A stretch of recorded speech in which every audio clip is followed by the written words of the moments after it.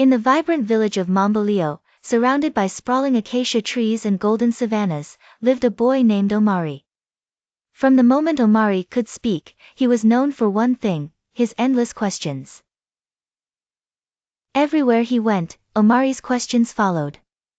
The villagers often laughed, saying, "Omari, your mouth runs faster than a cheetah." Some even teased him, calling him Omari the Questioner. One day, as Omari sat under the great baobab tree with his grandmother, Mama Zuri, he asked, "Grandmother, why do people laugh at me for asking questions?" Mama Zuri, wise and gentle, smiled. "My dear Omari, people often mock what they do not understand. But let me tell you a story." She began, "Long ago, there was a young man named Juma who lived in this very village. Juma never asked questions. He thought that asking questions would make people think he was a fool. One day, a traveler arrived in the village with a magical artifact, a beautifully carved wooden staff that glowed faintly in the moonlight. The traveler announced, "This staff is enchanted, but only the wise can unlock its secrets." Excitement spread through the village, and everyone, including Juma, gathered around. The traveler began to ask questions. What is the origin of the baobab tree? What makes the river flow steadily even in the dry season?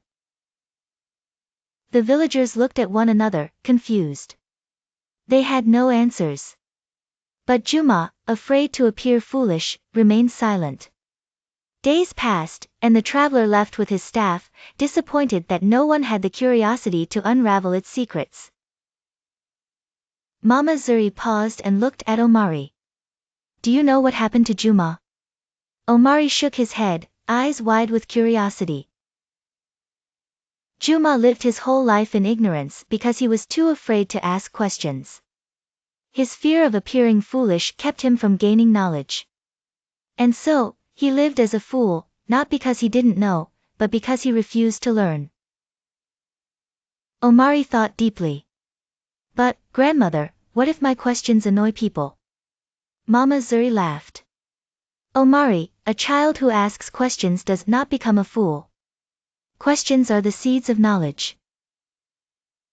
Every time you ask, why, or how, you plant a seed in your mind.